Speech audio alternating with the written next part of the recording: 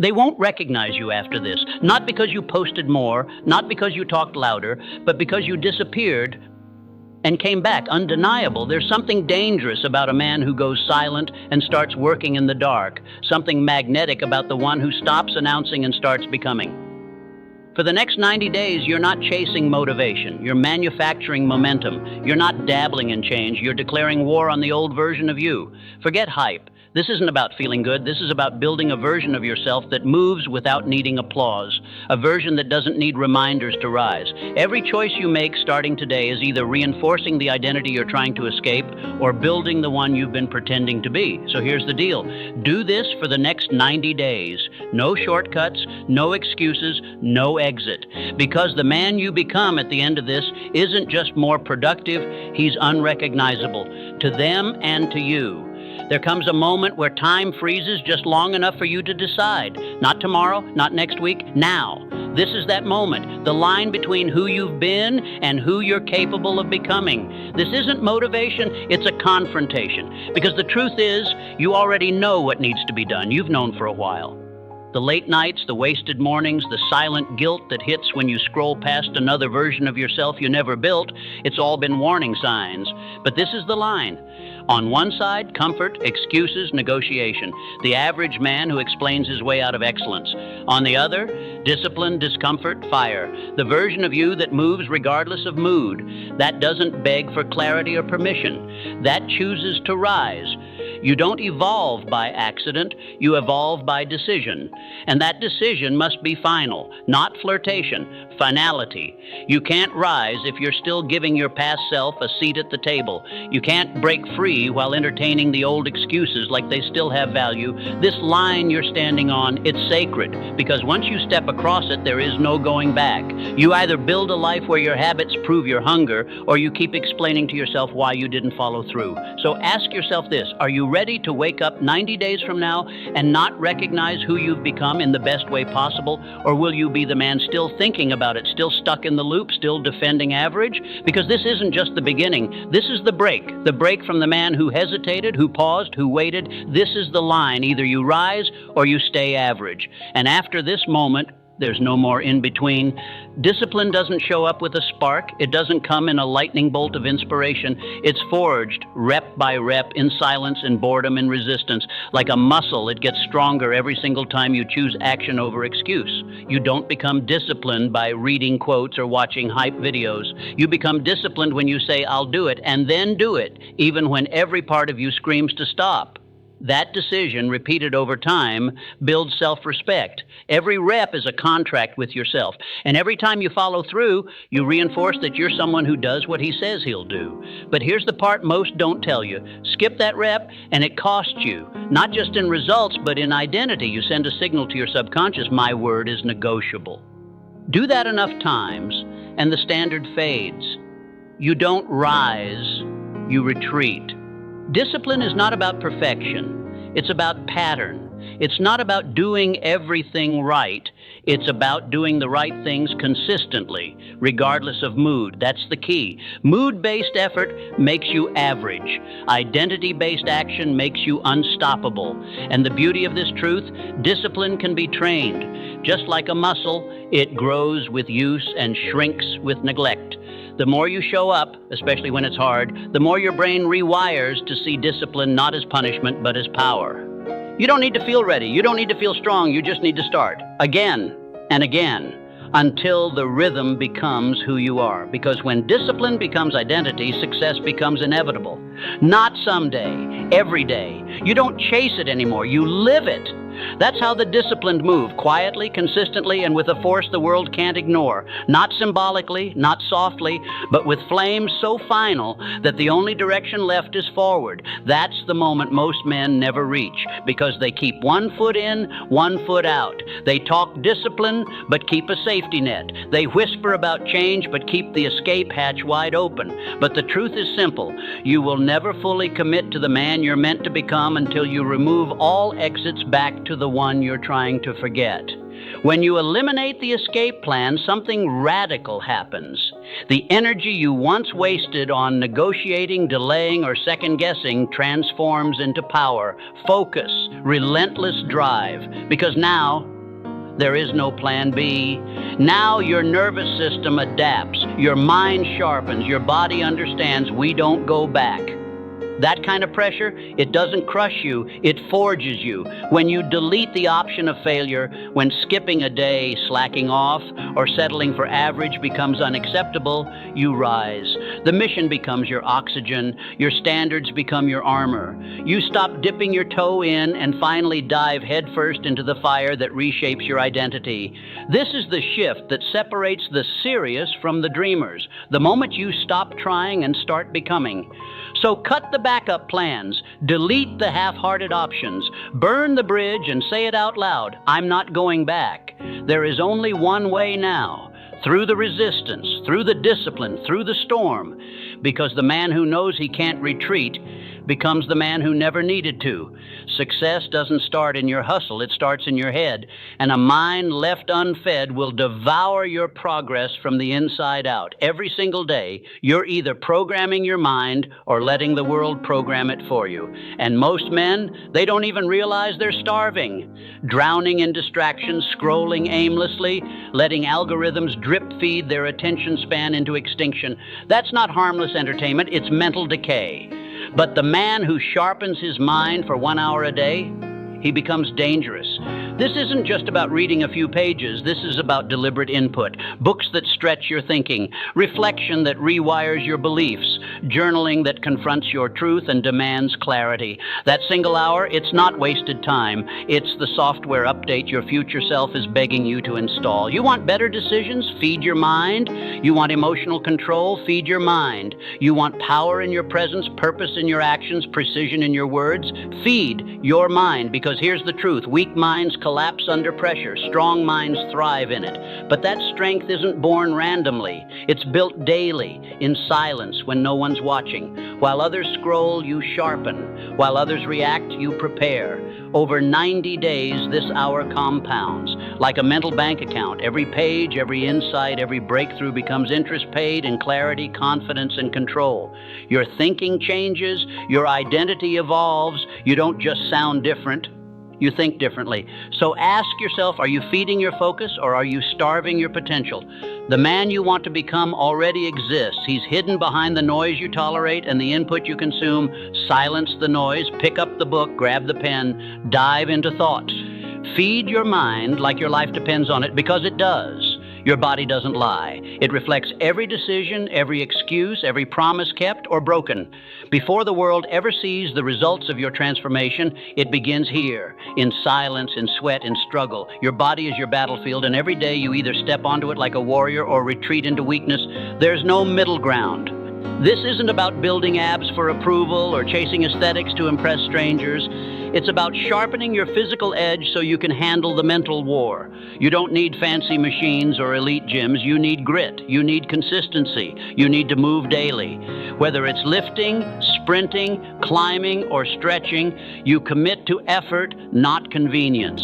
When you train your body, you're not just sculpting muscle, you're sculpting identity. You're proving to yourself that when it's uncomfortable, when it's early, when it hurts, you still show up. You train not for the mirror, but for the mindset, because when your body is strong, your decisions are sharper, your focus is cleaner, your energy is magnetic. You move through the world differently, grounded, unshakable, prepared. And let's be honest, most people will never do this. They'll make excuses, delay effort, and wait for motivation, but not you. You don't negotiate with the old self. You outwork it. Every drop of sweat is a vote for the man you're becoming. Every rep is a rejection of mediocrity. Win the battle with your body, and the rest of your life starts falling into place.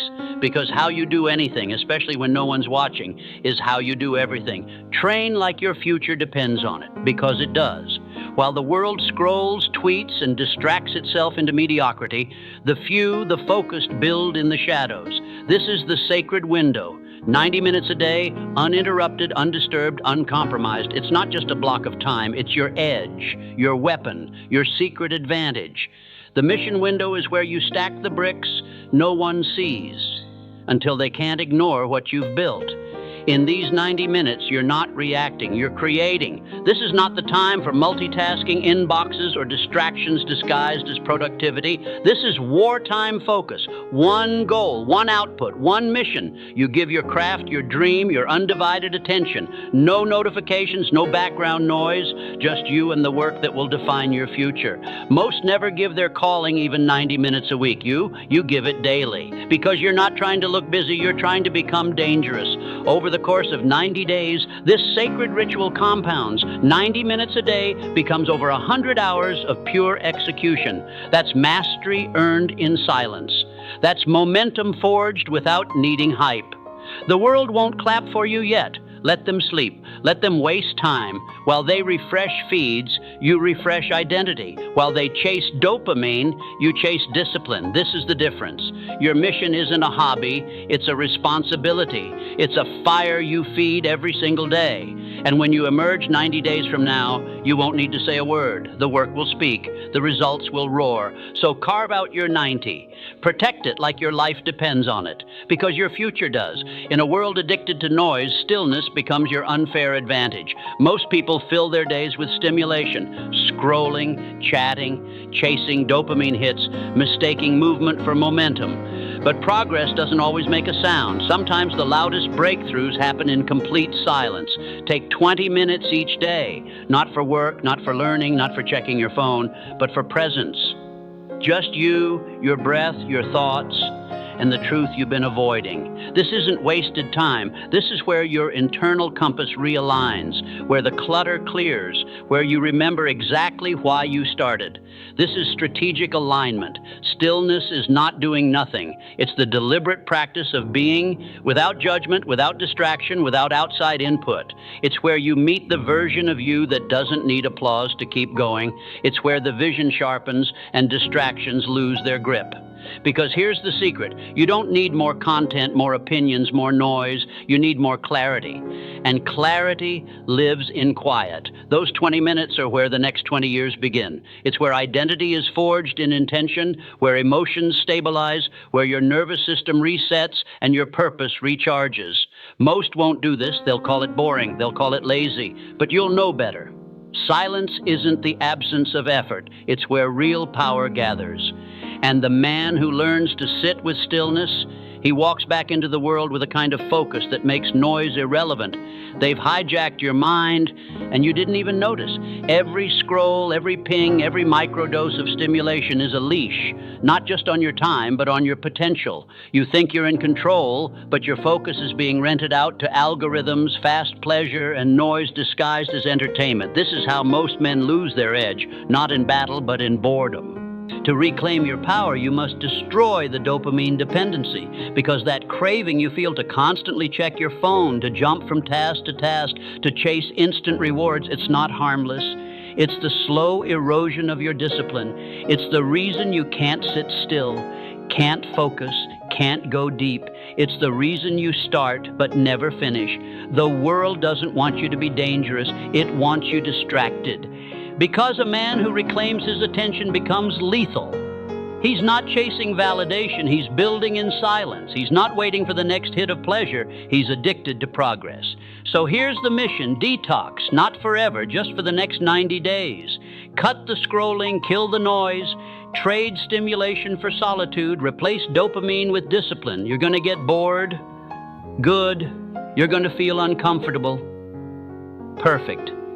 That's your mind detoxing, rewiring, remembering what it feels like to be still, to choose your focus instead of surrendering it. Silence will feel foreign at first, but then it'll sharpen you, make you quicker, clearer, more dangerous. Your edge isn't built in constant stimulation, it's forged in stillness. So unplug, go dark, train your brain to be yours again. Because in a world addicted to distraction, the most dangerous man is the one who can sit with silence and not flinch. Track, measure, repeat. It sounds simple, almost too simple, but it's the difference between transformation and stagnation, between wishing and becoming.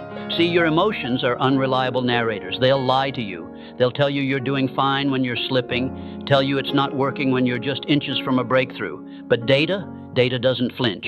It doesn't flatter you or deceive you. It reflects the truth, raw and unfiltered. Every time you write it down, every hour worked, every workout completed, every ritual upheld, you're not just logging tasks, you're building evidence. And that evidence rewires your mind. It tells your subconscious, this is who I am now. No more guesswork, no more hoping you're making progress. You'll see it, you'll know it. Progress tracked becomes momentum built. And momentum is the silent force behind every massive transformation. It keeps you going on the days when motivation fails. It's that chain of wins you don't want to break. It's the daily check mark that says, I showed up. But most people won't do it. They'll say it's tedious, that they don't need to. That's the same mindset that keeps them starting over again and again, trapped in delusion. Because when you're not tracking, you're not transforming, you're guessing. And guesswork doesn't build greatness. You want to change your identity? Start tracking like your life depends on it. Because it does. Your future is shaped not just by effort, but by measured effort. So get the journal, use the tracker, print the calendar, build the system. Let your data become your discipline. And one day soon, when doubt creeps in whispering, you're not doing enough, you'll have the proof to say, watch me.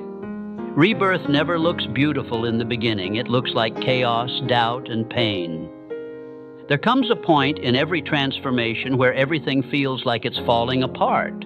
Your mind is heavy, your body is tired, you question your decision, your path, your worth.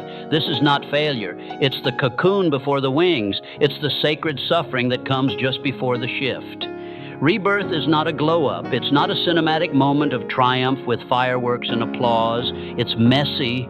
It's lonely, it's quiet, it feels like you're losing everything, friends, comfort, old habits, even your sense of self. That's because you are, and that's exactly what needs to happen. The next version of you is not added on top of who you are. It's forged from what you're willing to leave behind. The weak thoughts, the victim mindset, the distractions, the excuses, they all burn. And in the heat of that fire, something new begins to form. But here's the truth most people won't tell you. Rebirth hurts. And the reason so few ever reach their highest potential is because they tap out when it gets uncomfortable. They misread the discomfort as a sign to quit, but in reality, it's the exact signal that you're evolving. Don't run from the fire. Walk into it. Let it burn off everything that no longer belongs. Because on the other side of that flame is clarity, strength, and a version of you the world has never seen. Rebirth demands everything, but it gives you everything in return. So when you feel like you're breaking, remember the caterpillar didn't die in the cocoon, it transformed. This is your cocoon season. You're not breaking down, you're breaking through. This is it, the end of the comfort era. Not the end of you, but the end of who you used to be. Because after the next 90 days, you won't just look different, you'll feel different. The world won't understand what happened. Let them wonder, let them guess. You don't owe them an explanation. You owe yourself the transformation. You've spent enough time negotiating with weakness, settling for potential, and hiding behind one day. That version of you dies here. Today, you've crossed the line and there is no return. You don't step back into mediocrity after tasting your own power. You don't lower your standards once you've seen what discipline can build. Now your days have purpose. Your actions are precision. Your silence has weight. You don't scroll, you sculpt. You don't react, you build. You don't dream, you execute. These next 90 days aren't a test. They're a statement. A declaration that you've had enough of your own excuses, that you're done with partial efforts, temporary motivation, and shallow commitment. You are now the architect of identity, the engineer of evolution, the man who doesn't just set goals, but lives in alignment with them. When the noise gets loud, you'll stay grounded. When resistance shows up, you'll rise harder. When the doubt creeps in, you'll remind yourself, this isn't the end, it's the beginning. So here's the challenge: discipline over dopamine. Clarity over chaos, standards over comfort. For 90 days, build like your future depends on it, because it does. And when you come back, you won't need to speak. The results will scream for you. Lock in, burn the past, build the man the world can't ignore. Let's finish this transformation unapologetically.